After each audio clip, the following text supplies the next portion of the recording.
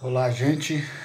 Um grande abraço para você que está ligado conosco aqui no nosso Grupo Espírita Mensageiros em mais uma reunião virtual, onde nós iremos fazer o estudo do Evangelho segundo o Espiritismo mais uma semana. Agradecemos primeiramente a Deus, a Jesus, a Maria de Nazaré, a toda a espiritualidade trabalhadora no bem, os nossos irmãos do plano espiritual, por todo amparo, por todo auxílio e por toda a ajuda que tem nos dado no nosso dia a dia. Nesses momentos de dificuldades, coletivas, em que a humanidade ainda apreensiva por conta desse vírus, nós vamos iniciar a nossa reunião. Vamos fazer a nossa prece inicial. Convido a todos, para que também possam fazer mentalmente a sua prece, elevando os pensamentos a Deus. Vamos lá? Então, agradecidos a Deus por mais uma vez estarmos aqui reunidos, praticando o Evangelho segundo o Espiritismo. Agradecemos pela oportunidade, pelas bênçãos e por tudo que nos é dado viver nesta oportunidade.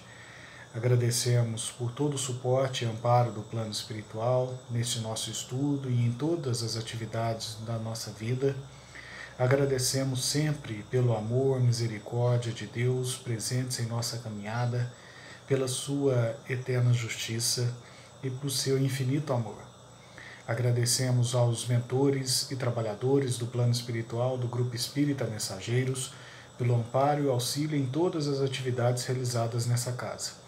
Que a misericórdia divina possa nos auxiliar, fortalecer e amparar hoje e sempre, e que as bênçãos de Deus possam ser profundas e frequentes em nossa vida e que também tenhamos condições mentais, espirituais e energéticas de sermos auxiliados, amparados e ajudados pela espiritualidade superior.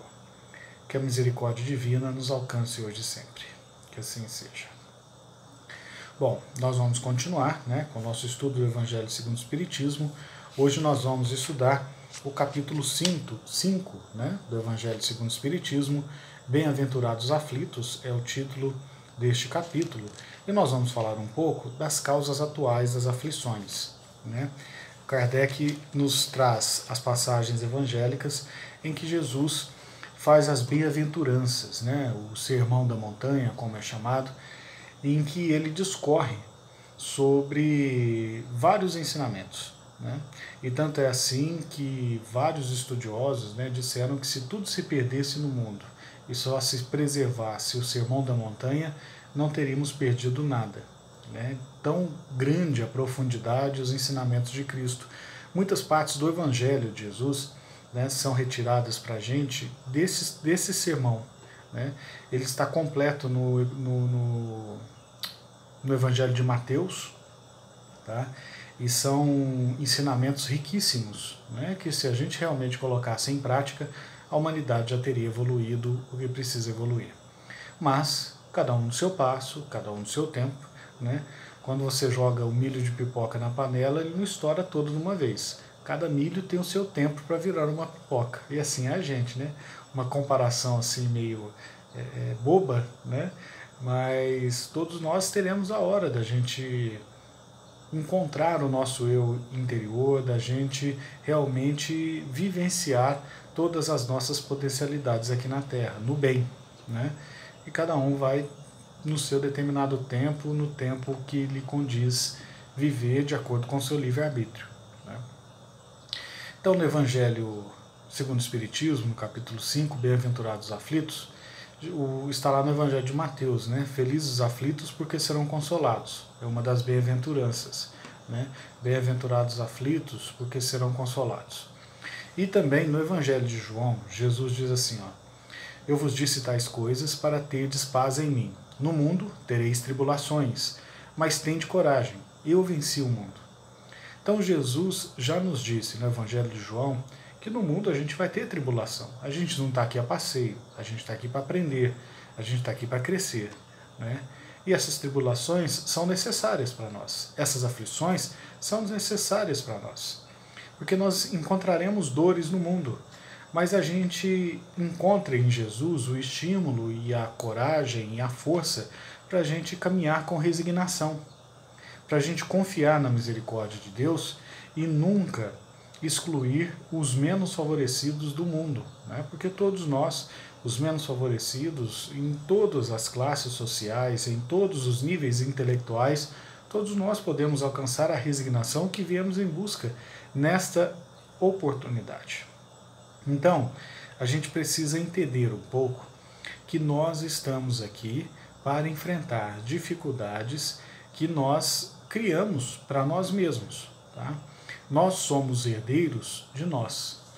Eu não passo por nenhuma dificuldade que um outro irmão causou e nem outro irmão vai passar por qualquer dificuldade que eu causei, tá? Eu vou passar pelas dificuldades que eu tenho que reparar do mal que eu causei, tá? É esse o ponto. Se eu fiz algum mal em uma vida passada, nessa eu vou corrigir. Se eu fiz algum mal nessa vida, nessa eu vou sofrer as consequências, né? Tem um ditado antigo que fala assim, né? Errou na porta da sala, na cozinha já está pagando, né? Eu não lembro direito, mais ou menos assim, né? Erra na sala, paga na cozinha, alguma coisa assim. Agora, com o acelerar, né, desses novos tempos, desse mundo que nós estamos vivenciando de regeneração, nessa mudança planetária para um mundo de resignação, dá para se dizer, né, que as aflições causadas por nós mesmos nesta vida, ela está sendo trazida para a gente na velocidade da internet, né, na velocidade da comunicação. Por exemplo, nós estamos aqui nos comunicando através de meios tecnológicos muito rapidamente, né?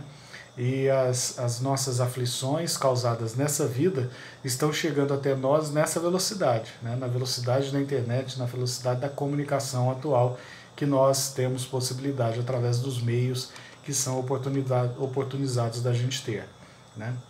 Então as aflições, gente, para nós espíritas, estudantes da doutrina espírita, estudiosos, praticantes, simpatizantes da doutrina espírita, né, seja o grau que você se identificar na escala de espírita, né, vamos dizer assim, a aflição, na visão espírita, é uma oportunidade de reajuste perante as leis de Deus. Portanto, é necessário compreendê-la como lições muito valiosas e aceitar isso na nossa vida. Porque cada um de nós tem a aflição que nos é própria. Como eu disse, né, se você prejudicou uma pessoa no seu passado, eu não posso passar por provações para corrigir o seu erro, né? As minhas provações, as minhas aflições são para corrigir meus erros. E aí fica fácil, quando você começa a se aprofundar na doutrina espírita, da gente entender e de olhar para a nossa vida e identificar aquilo que nós estamos fazendo de mal para nós mesmos, né?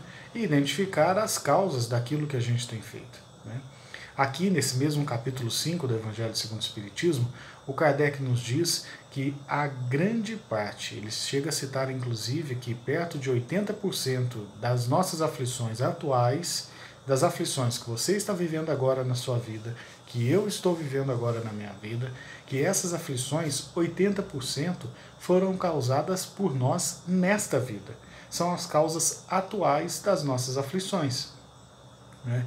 Então, se eu tenho um temperamento difícil, sou muito explosivo, se eu sou daqueles que diz que não levo desaforo para casa, né, que não aceito que pisem no meu calo, enfim, se eu uso essas expressões e as vivencio, né, eu posso ter problemas de relacionamento muito sérios.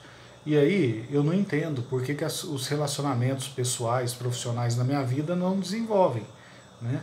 Será que eu não quero compreender, né? Ou realmente eu estou me fazendo ali de bobo, né? Para não deixar e não perceber que o meu orgulho, que o meu egoísmo está tomando frente e eu estou deixando ele me dominar, né? Então, tudo isso nós temos que levar em consideração. Tudo isso nós temos que pesar na nossa vida. E isso é causa de aflição, né? Se eu sou preguiçoso, se eu não me esforço, se eu não procuro desempenhar bem o meu trabalho profissional, sou dispensado. A culpa é da empresa, a culpa é da crise econômica, o que pode ter acontecido, né, gente? Por causa dessa pandemia, muitas empresas demitiram bastante, até porque não tinham condições de pagar os seus funcionários, né? Mas numa condição normal, se você é dispensado do emprego e a empresa ainda está precisando de pessoas, né, então você não desempenhou o seu papel. O que eu fiz de errado? Será que a gente para fazer essa análise? Será que eu fui, né, um bom colega de trabalho? Né? Pesquisas recentes mostram que a grande dificuldade, principalmente dos mais jovens, de se manterem no emprego, não é nem a questão de formação. Muitos estão sendo bem formados, estão sendo aí conhecimentos teóricos muito bons, conseguem até algumas horas de prática, mas o grande diferencial que as empresas têm buscado para o seu quadro de pessoal são pessoas com capacidade de se interrelacionar, de relacionamento pessoal. Olha que absurdo, né? As pessoas não sabem se relacionar, as pessoas não sabem conviver no ambiente de trabalho, as pessoas não conseguem pensar coletivamente antes de pensar do próprio umbigo, né? Coisas que antigamente, né, eu até quando criança cheguei a vivenciar isso, de vizinhos conversando, né, dos familiares vivenciando ali na porta da sua casa, conversas, relacionamento com os vizinhos, você sabia quem era quem, você sabia quem era o seu vizinho. Hoje é perigoso você morar anos numa casa, num apartamento e não conhecer seu vizinho do lado. Às vezes não sabe nem o nome dele, né? E quando o encontro é um bom dia seco, formal, quando você faz isso, né? Então, nós não estamos nos relacionando, né? Profissionalmente, pessoalmente, um pouco é reflexo, né, dessa tecnologia que a gente está vivenciando, né? E estudos também dizem, gente, que esses nossos comportamentos, eles são incentivados pelas redes sociais. Por que isso? Porque como vocês, eu não sei se vocês sabem, na verdade, né, as redes sociais, Facebook e Instagram principalmente, e Google, né, que é um instrumento de pesquisa na internet, ele relaciona as suas preferências de acordo com aquilo que você pesquisa nas redes sociais. Por exemplo, você que é espírita, você entra no Google e procura por conteúdos espíritas. Você entra no Facebook e busca por páginas e por pessoas ligadas ao movimento espírita, e assim sucessivamente. O Facebook, o Google, o Instagram e as demais redes sociais, elas entendem que você tem interesse pela doutrina espírita e passam a te sugerir amizades, pessoas, conteúdos a partir dessa preferência. Você já fez uma experiência de compra pela internet? Você vai pesquisar, por exemplo, você vai comprar pneu para o seu carro. Aí você quer comparar o preço da internet com o preço das lojas na sua cidade. Você entra na internet e pesquisa preços de pneus. Durante um bom tempo vai ficar aparecendo para você em anúncios no Facebook, em anúncios no Google, no YouTube, no qual a gente está aqui conversando, anúncios de empresas que vendem pneus. Por quê? Você pesquisou, você gerou uma nova oportunidade de negócio, né, ali no Facebook, no Google, e eles agora vão incentivar que você continue procurando. E assim é por todo conteúdo. Então, nós estamos vivendo, né, no Brasil, e eu acho que em grande parte do mundo, a questão do extremismo político, né? Esquerda, direita, você apoia o presidente, você não apoia o presidente, você apoia o governador é contra o presidente. Nós estamos vivenciando isso. Nessa época de pandemia ficou muito mais lúcido para a gente essa questão, né, de divisão.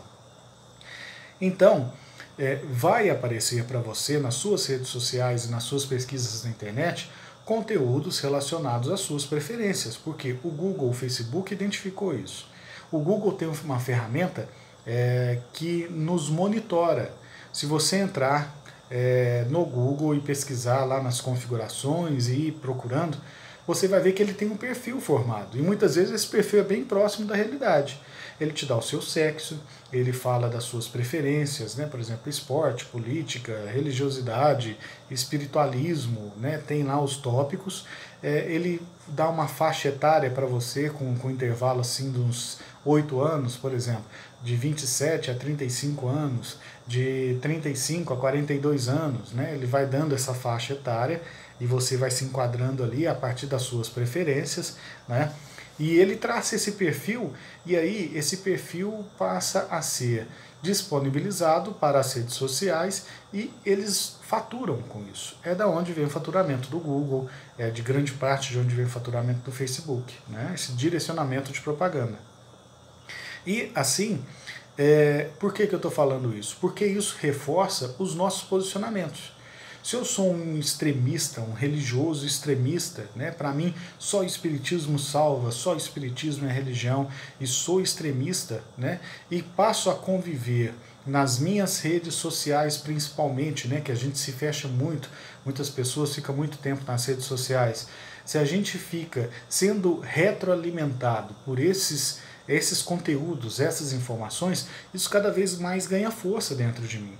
Se eu tenho um político preferido, me alinho com as suas ideias, pesquiso sobre ele, as minhas redes sociais vão me abastecer de notícias dele, de posicionamentos políticos dele. Isso reforça o meu discurso político e faz com que eu seja um extremista ainda mais voraz nas redes sociais.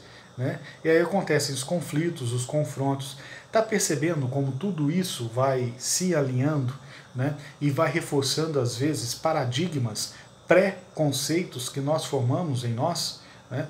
Nós estamos vivendo aí um número recorde de preconceitos raciais, né? Que tem tomado os jornais, os noticiários nos últimos tempos. Se eu sou racista, né? Procuro por conteúdo racista, vou interagir na internet com pessoas racistas. Isso reforça os meus ideais, os meus preconceitos, as minhas ideias formadas e faz com que eu seja um extremista e vá praticar atos de racismo, de extremismo contra pessoas de cor de pele diferentes da minha. Né? Então, tudo isso, gente, nós temos que ter consciência. E isso tudo nos causa as aflições. Eu vou ofendo alguém com xingamentos racistas nas redes sociais, sofro um processo, aí eu vou ficar lamentando, oh Deus, o que eu fiz para passar por isso? O que eu fiz? Você alimentou sentimentos negativos, se alimentou disso nas redes sociais, isso sem contar, gente, das questões espirituais. Isso eu estou falando aqui só da questão tecnológica, né, de preferências e de leitura que esse meio tecnológico faz o nosso perfil. Né? Isso sem contar o meio espiritual, que a gente sabe que energia atrai energia e que nós, a partir daquilo que pensamos, agimos, falamos, estamos atraindo companhias espirituais no mesmo teor vibracional.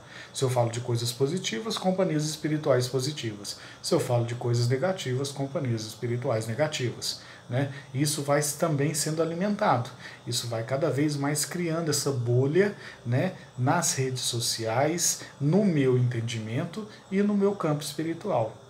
Quando a gente vê, a gente está perdido nesse meio. E aí a gente perde uma experiência carnal que seria muito importante para o nosso desenvolvimento espiritual, e ao retornar à pátria espiritual a gente se lamenta e vai para aquelas lamentações. Ah, se eu soubesse o que eu sei agora, não teria feito o que eu fiz. Será? Será que a gente, sabendo o que a gente sabe, não está continuando com os nossos velhos hábitos, com as nossas velhas manias, com os nossos velhos vícios?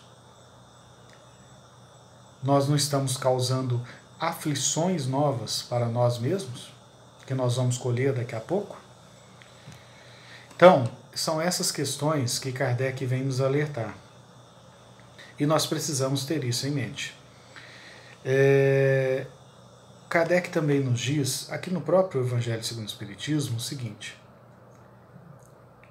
se a causa das aflições tem origem em Deus, e Deus é infinitamente bom, justo e perfeito, não dá para a gente falar que a nossa aflição é injusta. E Chico Xavier também já nos disse que nós erramos no atacado e pagamos no varejo em suaves prestações. E também temos o ensinamento do Cristo que o amor cobre uma multidão de pecados. Então, o que nós precisamos fazer é refletir sobre tudo que nós temos vivido. Essa pandemia deu oportunidade de muitos de nós exercitarmos um autoconhecimento que era necessário. Mas muitos também já estão deixando de lado. Né? Houve uma preocupação, né, até certo ponto excessiva por grande parte da humanidade, porque não sabíamos o alcance desse vírus. E aí, o pessoal, muitas pessoas, não digo todos, entrou naquela de, esse vírus aí não é nada, esse vírus aí não faz mal nenhum, né? E em especial aqui em São Sebastião do Paraíso, na nossa região, nós estamos vendo, na verdade, um aumento agora, né? E até em grau exponencial, né? Paraíso, cada vez mais aí, mais de 20 pessoas contaminadas por dia em São Sebastião do Paraíso. Nós já temos mais de 16 desencarnações na cidade por conta do coronavírus. Isso sem contar na nossa região, no estado, enfim, no mundo inteiro, né? Mas as pessoas estão vivendo como se esse vírus já tivesse sido vencido, né? Como se fosse uma gripinha normal, que você toma uma vitamina C, toma algum remédio, um antigripal ali e tal, e daqui 2 dias você já está bom novamente, né? Nós temos visto em São Sebastião do Paraíso que cada vez mais o meio social tem voltado à sua normalidade, né? Bares, lanchonetes voltando a funcionar, inclusive na nossa região em Passos, com música ao vivo, em ambientes com aglomerações. Nós temos visto em São Sebastião do Paraíso, de uma forma especial, vários locais com aglomerações de jovens, né? Do lado de fora, do lado de dentro dos estabelecimentos, fazendo consumo de bebida alcoólica e, enfim, vivendo como se esse vírus não fosse nada, né? E nós estamos vendo o número crescente de contaminações em São Sebastião do Paraíso.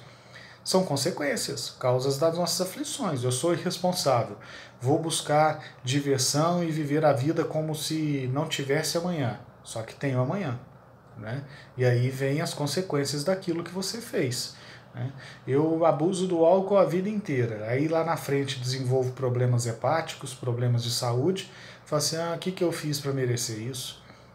O que você fez para merecer isso? Foi um suicídio indireto, né?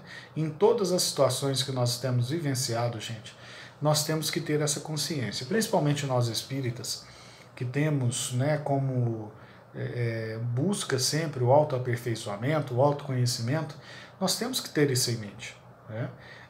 São ações, nada nos é proibido, né? Mas nem tudo nos convém. Nós temos que ter essa consciência também.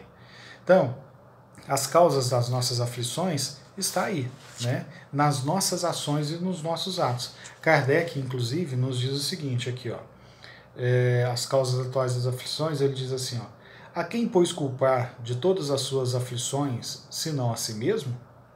O homem é, assim, num grande número de casos, o artífice, o autor de seus próprios infortúnios, de seus próprios sofrimentos.